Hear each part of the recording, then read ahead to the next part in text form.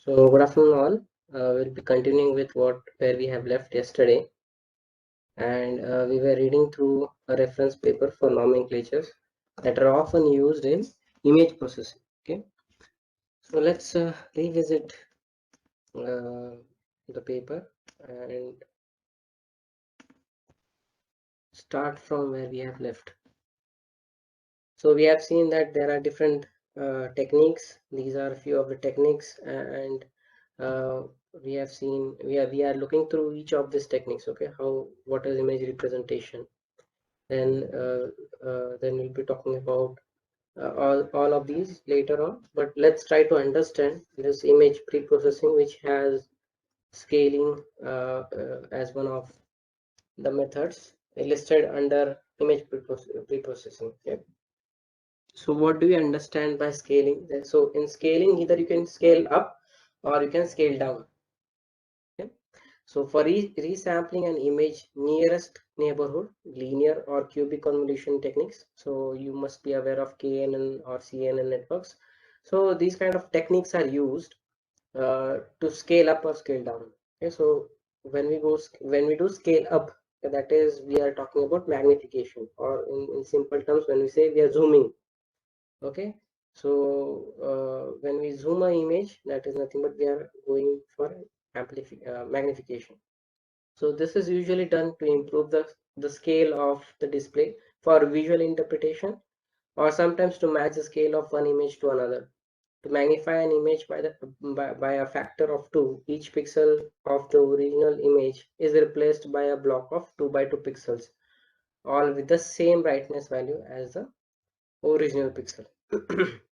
So this in itself is quite explanatory. When we talk about magnification, what we do is we scale, we have a multiplication factor by which we want to scale it, and we do that transformation to each of the pixel. Okay, and this is a representation of, or an example which shows if we go 8 times the multiplication of a given image. Okay. So why would you want to magnify? So there can be multiple reasons. One of them is to have a proper visualization, okay, so that the customer or the user can properly interpret what is there in the image. And sometimes for comparison reasons, you wish to have multiple images of same scale. Okay? In those instances where one of the image is not as per the desired scale, it may need to be scaled up or scaled down. Okay, so when we talk about scale down, it is nothing but reduction. Okay, so to reduce a digital image to the original data, every mth row and mth column of the original imagery is selected and displayed. Another way of accomplishing the same is by taking the average in m cross m block and displaying this average after proper rounding of the resultant value. So again, reduction is nothing but opposite of magnification. And that is uh, we are reducing the length and width of a given image. And we may do this again for the same reasons, that we may wish to have a proper visualization. For example, if you're taking an image of a huge object, for example, if you are taking an image of a planet, okay, now you certainly would like to scale it down. Okay, so in those instances, you may go for image reduction. Then what are the another uh, uh, uh, type of technique that you would use in image pre-processing? It is rotation. Okay, so sometimes the image may not be in an appropriate orientation for the user. In that case, you would want it to rotate. Okay, and thus you will use rotation function. Uh, Rotation is used in image mosaic, image registration, etc. One of the techniques of rotation is 3-pass shear rotation, where rotation matrix can be decomposed into 3 separable matrices. Now, you must be quite aware or familiar with this matrix. Okay, that is rotational matrix given by cos alpha minus sin alpha, sin alpha, and cos alpha. So this is nothing but your in your Euclidean space. If you want to rotate an image or a point and anti-clockwise in with an alpha degree, we use such kind of rotation matrix, isn't it? Now this rotation matrix can be further disintegrated into this uh, elements, which results in the same matrix. Okay, if you solve this, it will result in the same matrix. So you can either go directly for rotation, or you could use this sharing uh, factors to rotate the image.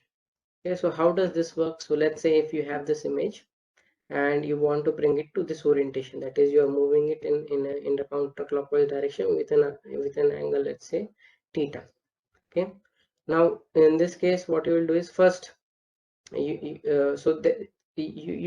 being from mechanical background, I hope all of you are familiar with shear, isn't it? So we can have shear uh, on any of the axes. So let's take first in this case this axis, okay, where we are moving the image in this direction. Okay, so you can see that the image is sheared a little bit in this orientation. Okay, then once it is being shared in this direction, then you share it in another direction. Okay, so then it comes into this orientation, and then you share in this direction. Okay, so if you share in this direction, in this case, if you follow this arrow, this share will result in image coming to this orientation.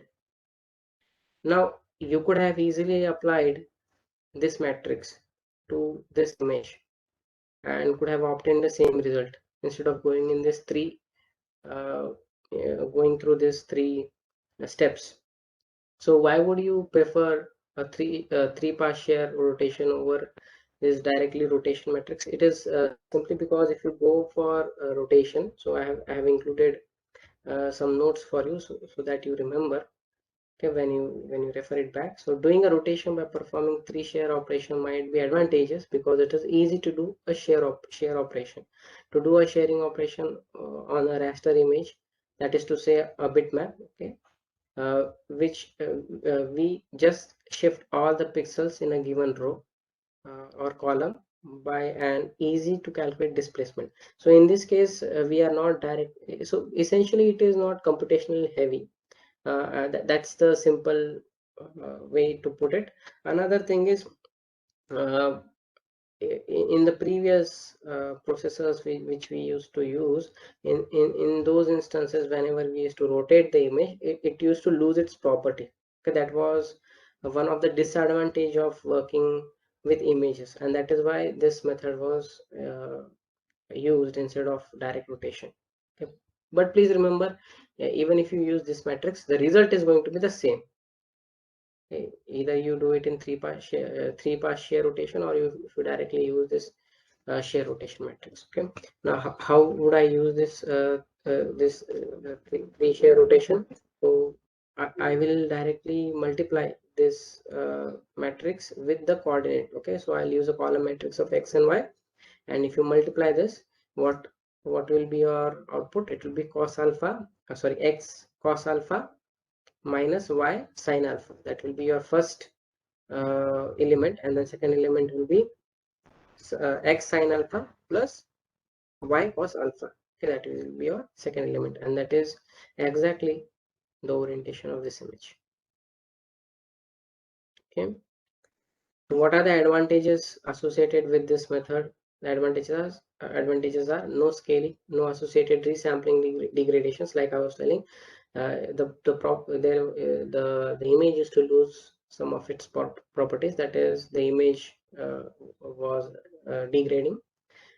Shear can be implemented very efficiently. Okay, so these are the advantages of using three pass shear rotation method. Then one of the applications of rotation is to get a mosaic. Now let's try to understand what a mosaic is. A mosaic is a process of combining two or more images to form a single large image without radiometric imbalance. Mosaic is required to get a synoptic view of the entire area, otherwise capture as small images. Now, a better way for you to understand this would be if you have ever used panoramic option in your mobile phone while capturing image. Okay, if you are on, let's say, top of a mountain or a hill, and if you want to capture all the surrounding that you are seeing, you would probably start a panoramic option in your mobile. Okay, and rotate the mobile 365. So what essentially you are doing is you are taking bits or chunks of images and you're stitching them together so that you get one entire image.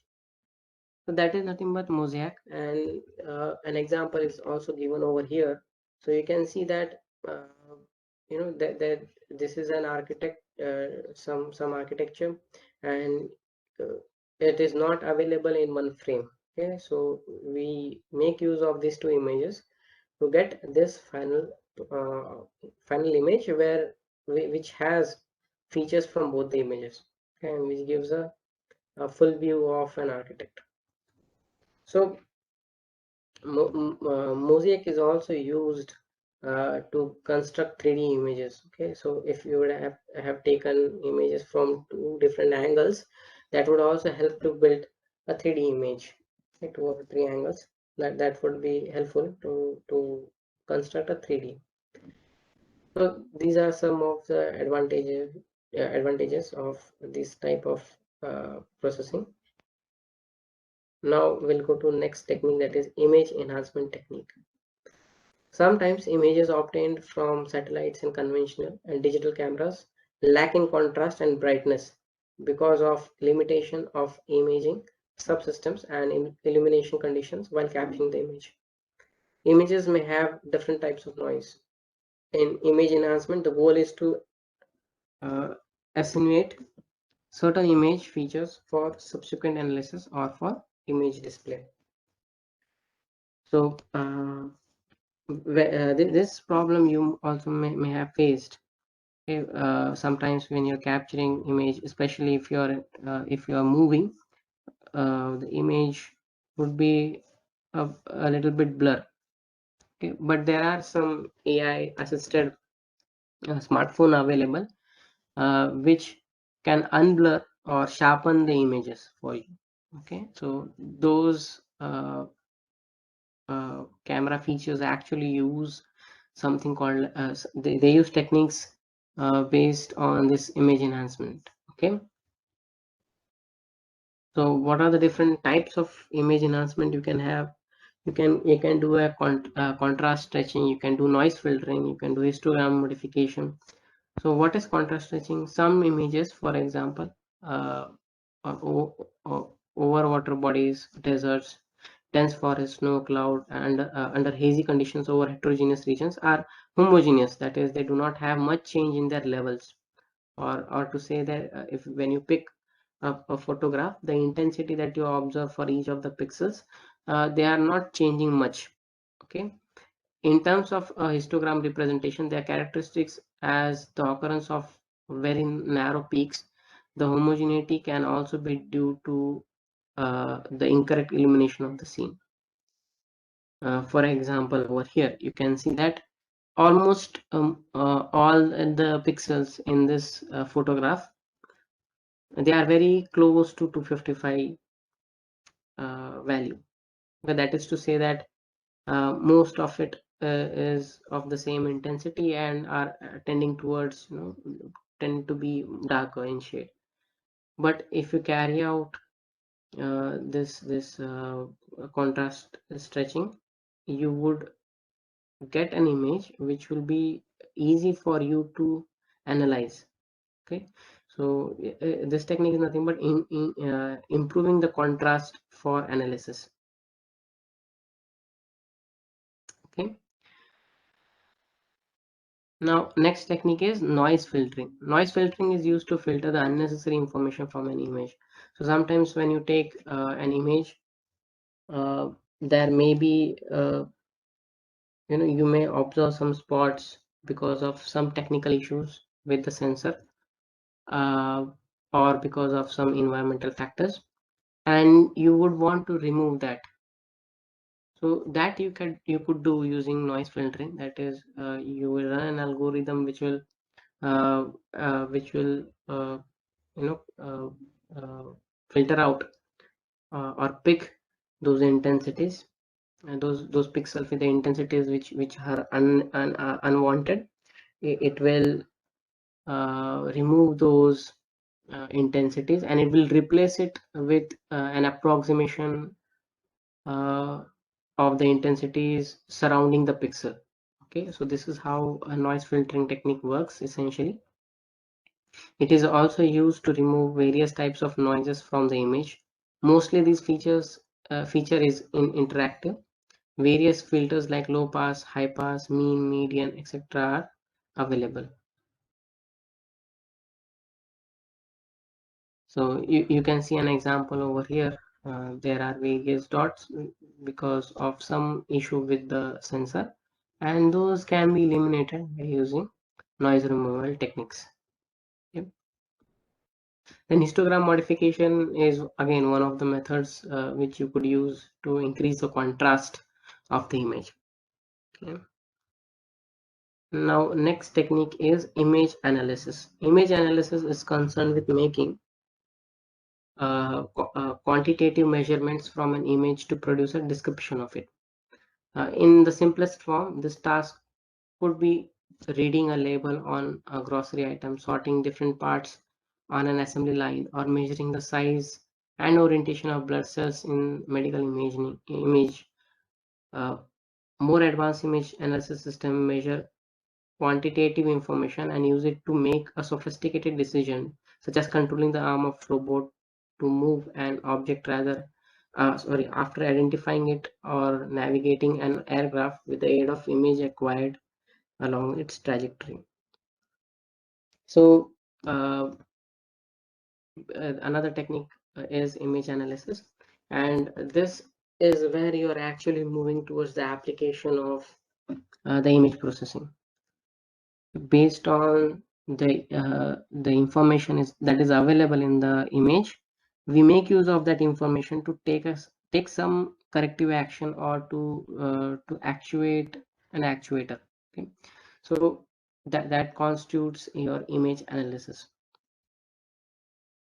Image segmentation. Now there is a subtle difference between image segmentation and classification. Okay, so please pay attention so that you understand the difference between image segmentation and classification. Image segmentation is a process that subdivides an image into its constituent parts or objects. The level to which this subdivision is carried out depends on the problem on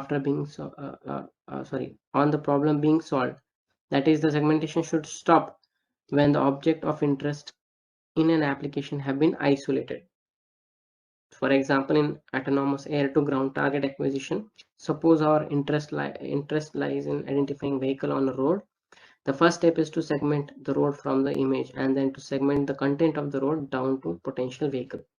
So in image segmentation, what we do is, essentially, let's say if you have a product on a conveyor belt, okay, which is moving through the conveyor, and you want to have a sorting mechanism. In the sorting mechanism, the first step uh, for the for the arm which is going to pick the object from the conveyor belt is to do a image segmentation. That is, it should be able to segregate all the items that is available in the image frame. Okay, so that is nothing but a image segmentation. And then what do you mean by classification? So classification is labeling of the pixel or a group of pixel based on its gray value. Classification is one of the most often used method of information extraction. Now, when you separate, or when you have borders on the image, this border need to be classified to some values. Okay, and that is done under classification, wherein, let's say, if you, again, let's go back to the example that I was mentioning earlier, that if you have a box that is moving on a conveyor belt, you would first separate the image. You would separate in an image, you will separate out the conveyor, you will separate out the box. Then you will classify that box with some name. Okay, let's say if you have multiple types of boxes that run on the conveyor belt, you would want to classify the boxes, let's say based upon its size. Okay, let's say you have size A, B, C, and D. So image segmentation will basically tell you that you have a box on your conveyor belt, and using image segmentation you have to go for classification and try to put the image, sorry, the box that you observe in the image into one of the categories of A, B, C, and D. Okay, so this process of classifying the image feature that you've extracted into some uh, particular classification is nothing but your classification activity. Okay, again, classification you can do using you know, supervised classification, unsupervised classification. We'll go in detail in later part, but here we'll just have an overview and introduction to image processing. The next technique is image restoration. Image restoration refers to removal or minimization of degradations in an image. This includes deblurring of image degraded by the limitations of a sensor or its environment, noise filtering and correction of geometric distortion or nonlinearity due to sensor. So we may have uh, let's say a bad image because of various factors mentioned over here, and if you want to retain or if you want to get a better visualization of the image that we have captured, we may use techniques such as image restoration. Okay, and sometimes what happens is because of various processes that you may carry out on the image, let's say compression, for example. Okay, some of the information may be loose in the may get lost in the process of compression, and that may result in degraded image. But you could use some of the algorithms which will help to restore a few of its information, and this particular technique is nothing but your image restoration. Next technique is image reconstruction from projections. So image reconstructions from projection is a special case of image restoration problem where two or higher dimensional object is reconstructed from several one-dimensional projections. Each projection is obtained by projecting a parallel X-ray or other penetrating radiation beam through the object. Planar projections are thus obtained by viewing the object from many different angles. So here an example is given of an MRI scan where you take images slice wise, slice by slice, and then you do a accumulation of all these slices together so that you could observe a 3D image, complete image. Okay, so this can be done how? So basically, uh, we capture 2D images, and then we and this images are taken at different planes. Okay, and when we superimpose all such images in the respective positions, since we know at which plane we have taken that image from, we can reconstruct a 3D image. Okay, so this is very heavily used in MRIs, CT scans. Then you have image compression. Compression is very essential tool for archiving image data transfer on the network, etc. There are various techniques available for loosey or looseless compressions. So you may go about doing image compression. There are various ways in which you could do image compression. Some of them would result in loss of data and would result, let's say for example, if you would want to compress this original image uh, to a lower resolution image, the process would be image compression. That is, you're reducing the size of the image, but you're losing the information within the image. Okay, so you will get such kind of blurred image, for example. Okay, and then there are again some lossless compression techniques also available, but the compression ratios probably are not that high. So this was all that was mentioned, important points that were mentioned in this paper. And this paper basically talk, and we have seen this paper essentially to understand the nomenclatures. Okay, so let's move back to our presentation. Just give me an oral confirmation whether if the presentation is visible to you guys. Yes, sir. Okay, good. Yes, sir. Yes. So now when we want to take images, we need to have some source to capture image. And what sources can we use for digital images? So the primary or the principal source of image is electromagnetic energy spectrum. So that ranges from gamma rays all the way up till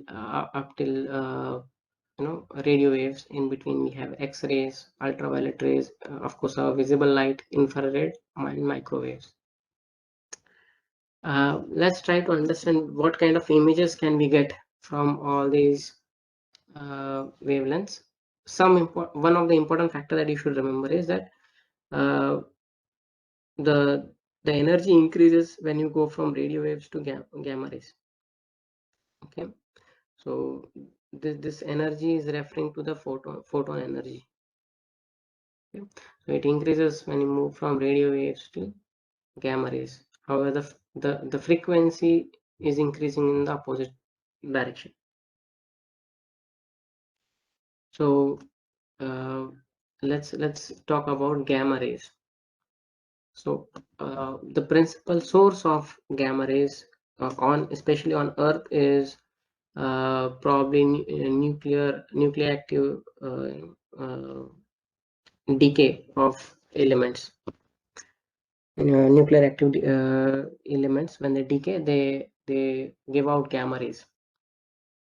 And in extreme explosions, such as in formation of stars or disintegration of stars, or from magnetars which have high burst of energy, in those instances also you get gamma rays radiation. Okay? So this you must be aware of if you want to track the flow of fluid, or any of the movement of any particular mineral. What we do is we introduce a radioactive element, not a radioactive element, but any element which gives out gamma rays into the body, and then we carry out gamma ray imaging, and then we can see where that element has gone in our body. Another example, like I said, in extreme explosions or disintegration of stars and such events, you do get burst of gamma rays, and those can also be uh, used to acquire images of far away distant objects. Such is an application of in astronomy. Then second on list is X-rays, and most of us are aware of X-ray imaging, which is used to check if we have any damage to our bones. Uh, Another very important application from manufacturing point of view for X-rays is to detect anomalies or defects or blowholes in casting or in welding. So this X-rays are heavily used. X-ray imaging is heavily used for non-destructive testing. Okay, and again, you would be surprised to know that all these spectrum are used in astronomy to collect images. Okay, not even single one of them. All of them are in fact used to take images. Then, of course, we have ultraviolet band, and those again, ultraviolet radiations are of two types actually. One is self-radiating and another one is reflective. So in reflective techniques, what we do is we project ultraviolet rays onto an object and watch for how the reflection comes about. Okay, so these type of reflective types are usually used in forensics. Okay, some of you must have watched various crime thrillers, and there usually whenever a forensic guy comes, and if you want to see whether if there was a blood splatter or not, even though the floor may look clean or the walls may look clean, whenever they project a UV light, if there was a blood splatter which was cleaned afterwards, the UV rays would still reflect those the spatter. Okay. Also, self-illuminating, like fluorescent illuminating objects can be used for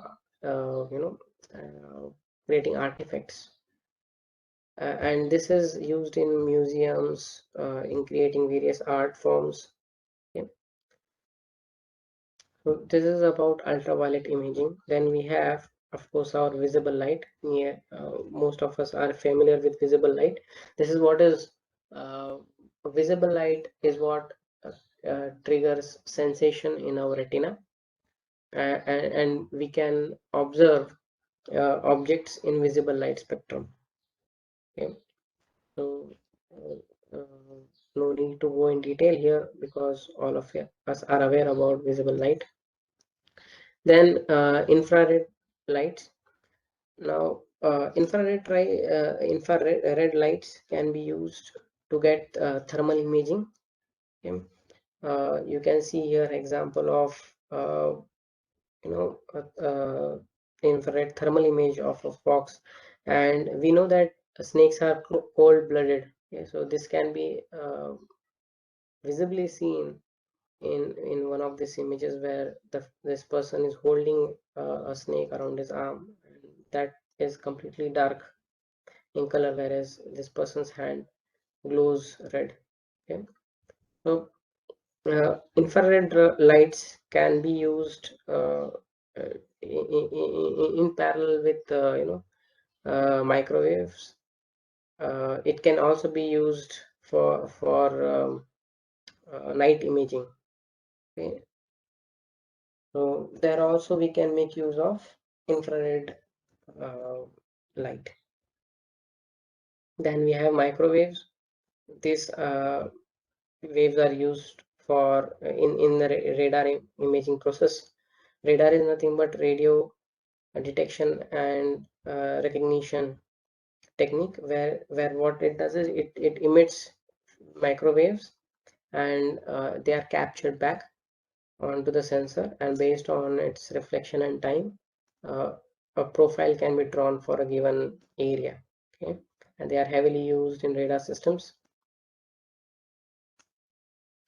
Then of course you have the last radio waves, which are used in MRI scans, okay, that we have previously seen. In this technique, you go each slice at a time. You take imaging. You start taking images at a certain plane, and then you move upwards or downwards, whichever direction, and then those are sliced together to form a 3D image. So these were about all the electromagnetic waves that are available for imaging, and this is the image of same sector of space but under different radiations. Okay, sorry, different electromagnetic waves. So in gamma, it would if you take a gamma imaging, you would observe the space in such fashion, and if you take an optical optical image, it would appear like this, and if you take a radio wave, it would appear like this. Okay, so usually why they are used in such way, in why images are taken in all these bands, is because then it can tell about the properties as well. So let's say if in optical view you can see such cluster, and in infrared you do not see such cluster, in that case you can assume that this is a dust cloud. Okay, so such kind of inferences can be made if you take images in different electromagnetic uh, uh, wavelengths, electromagnetic spectrums. Another source of imaging is ultrasound imaging, which again some of you might have seen. There is, if you go for sonography of a pregnant lady, we can see the development of the baby inside her womb using ultrasound. Okay? Usually they are considered as non-destructive in nature, and are not harmful for the baby, and that's why this type of imaging is used to get a view of the growth or progress of the baby inside the womb. Now we have looked at what are the various sources of imaging. Let's try to understand how these images are captured.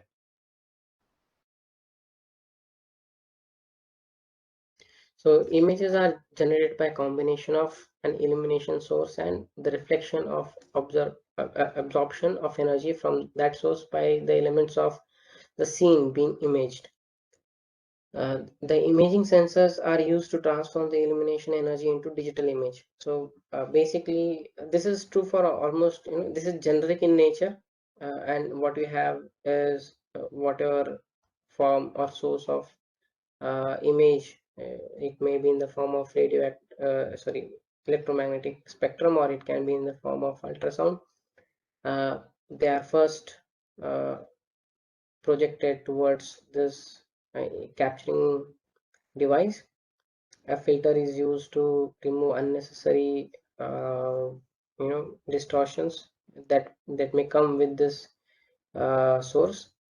And then you have a sensing element or sensing material which will sense the energy and will create the output in the form of voltage, or it can be in various multiple forms. So the principle remains the same. The structure or the actual composition may change, but the principle of acquisition of image is same.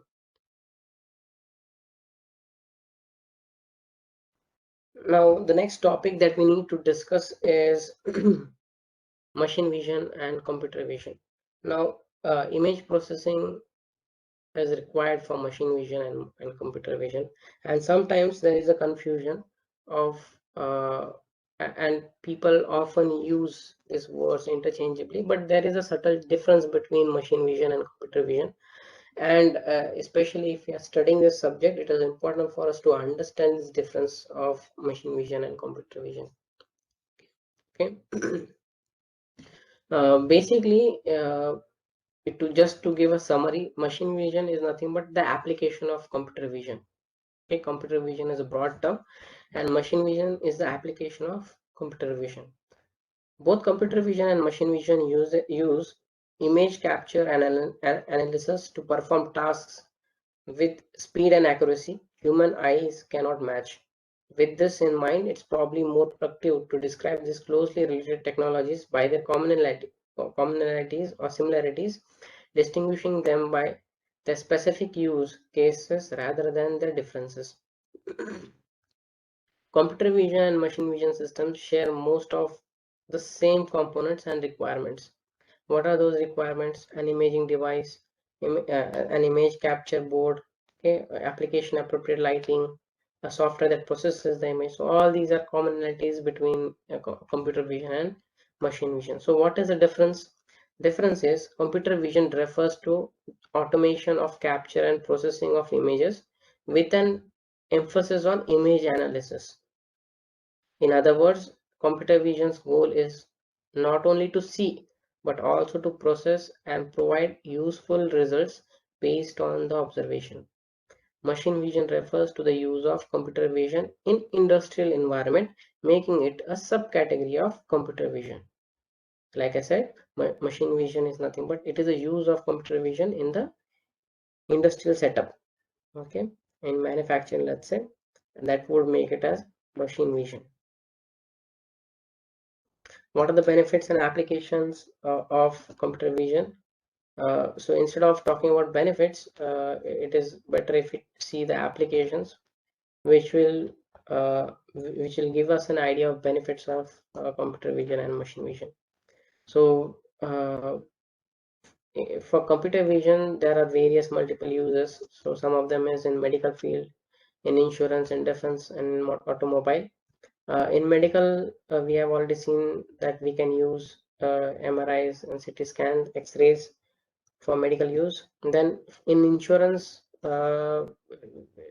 this computer vision techniques or the machine learning algorithms used in machine vision systems can predict if a particular document is forged or not, if the damage that is made, it is intentional, or if we suspect some foul play, the pattern in which are observed, are they consistent with natural occurrences or are they man-made? Such kind of information can be deduced using computer vision. Then in defense and security, no need to tell this. I know that you guys see a lot of movies and you must have seen these applications. Okay, we use it for surveillances, radar technique that we saw earlier, and night vision goggles. All these uh, uh, if you use those techniques with computer vision, of course that can result in better defense and security. Okay, and then upcoming field of automotive, where self-driving vehicle needs to take information from the surrounding and needs to take decision based on those uh, observations of the environment. We use computer vision in those systems. Okay, then machine vision is, like I said, like we saw earlier, is nothing but the application of computer vision in industrial setup. So we can use machine vision for automatic inspection. So machine vision can assess the product far faster than humans can, lending to increased operational efficiency. Of course, another factor is that in automatic inspection, automatic visual inspection, especially if let's say in bearing industries, especially, we'll see that they have or this automatic inspection in place where they make use of machine vision. They have this cameras mounted on top of the conveyor, where uh, the bearings are moved through under uh, this automatic inspection setup, and a visual inspection is automatically carried out by the system, and no human interactions are required. Then it can be used for quality control. Automated quality control is invaluable for detecting flaws in integrated designs like barcodes that humans would be unable to easily judge. It can also speed up almost any routine quality check, executing automatic pass fail function depending on the results of assessment. Then robot guidance, like I gave you an example of sorting earlier, sorting boxes which are running on conveyor belt. So those can be used. The camera can be mounted, or the sensor can be mounted on the top of the arm of the robot, so that it has the the the computer is in cognizance of where the motion is in the space. Okay. Another special use of this computer vision or machine vision is in the field of computer graphics. And there's something that is important for manufacturing guys to understand, that there is a difference when we are using a modeling software like, let's say, Solid Edge or AutoCAD, which renders 2D and 3D images. That's a bit different than image processing. But if, let's say, if you do if you do re-engineering, that is, when you have a model and you construct an AutoCAD or a CAD from the existing images of the physical component, in those instances, you are going to make use of image processing. Okay, so there is actually where we use image processing for computer graphics. So with this, I'd like to stop today's session, and we'll see next topic tomorrow. Thank you very much.